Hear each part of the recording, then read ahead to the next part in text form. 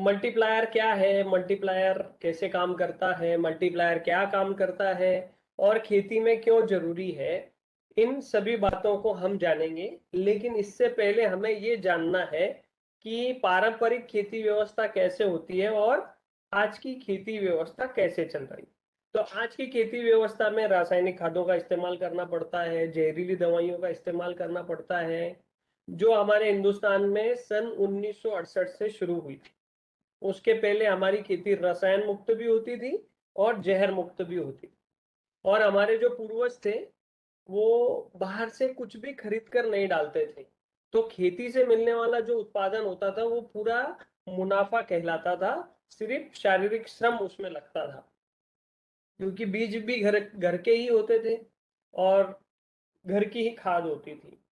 और आप देखेंगे 1968 से पहले कभी किसान भाई ने कर्ज के तले दबकर आत्महत्या नहीं की। इनफैक्ट उनके पास अगले 2-3 सालों का अनाज स्टॉक में रहता था कि कोई ऐसा साल आ सकता है जिस साल बरसात ना हो, तो खाने के लिए अनाज रहता था। गाय भैंस भेड़ बकरियां मुर्गियां सब पालतू जानवर हुआ करते थे। गोबर की खाद से गौमूत्र से वो अपनी खेत में गिरने वाले टहनिया पत्ते कचरा जो होता था, जड़ें होती थी जो पेड़ उखाड़ लिए उनकी, उनको सब मिलाकर गोबर की खाद में वो घर में ही खाद तैयार करते थे। खेत में ही खाद तैयार करते थे और उसका इस्तेमाल करते थे।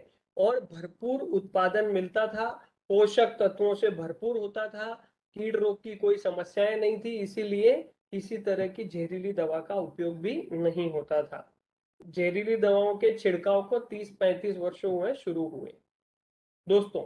लेकिन आज हमारे खेत में रासायनिक खाद नहीं डाला तो उत्पादन अच्छा नहीं मिलता, जहरीली दवाइयों का छिड़काव नहीं किया तो फसल कीड़ों के द्वारा पूरी नष्ट हो जाती है। तो हमें ये जानना है कि रासायनिक खाद और जहरीली दवाइयां वाकई में डालना जरूरी है क्या। दोस्तों, प्रकृति ने हमें कई सारे वरदान दिए हैं।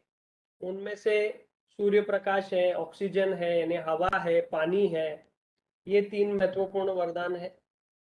और ये हमारे लिए बिना मूल्य उपलब्ध है। कभी हमने बरसात का बिल नहीं भरा, कभी हमने सूर्य प्रकाश का बिल नहीं भरा, सनलाइट का। और अभी देखिए ऑक्सीजन का कितनी किल्लत हो रही है, तो सिर्फ हवा में से ऑक्सीजन अलग अलग करने के लिए कितनी यंत्रणा खर्च करनी पड़ रही है।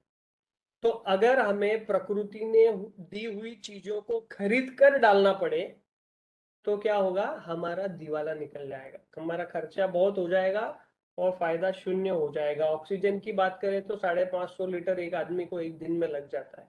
सिर्फ उसको ही खरीदने जाएंगे तो पैसा पूरा खत्म हो जाएगा, बाकी की चीजों की जरूरत की पूर्ति कहाँ से करें।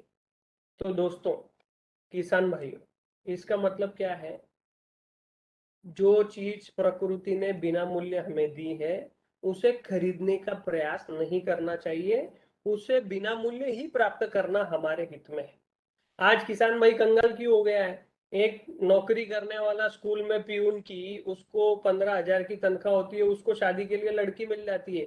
और पढ़ा लिखा लड़का होता है और खेती करता है तो उसको शादी के लिए लड़की नहीं मिलती है। तो प्यून से भी बदतर जीवन जी रहा है।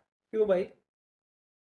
क्योंकि बिना मूल्य मिलने की जो व्यवस्था है उसको किसान भाई खरीद रहा है और इस्तेमाल कर रहा है, इसीलिए उसका पैसा खर्चा कर हो रहा है। तो हम आगे जानेंगे कि आत्महत्या करने के पीछे के कारण भी ये चल रहे हैं। तो थोड़ी प्राकृतिक बात करते हैं दोस्तों।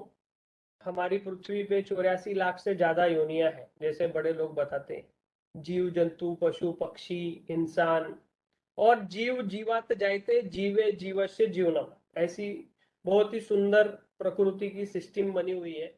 यानी कि एक जीव दूसरे जीव को खा करके उसकी आजीविका चलाता है, उस पर निर्भर रहता है।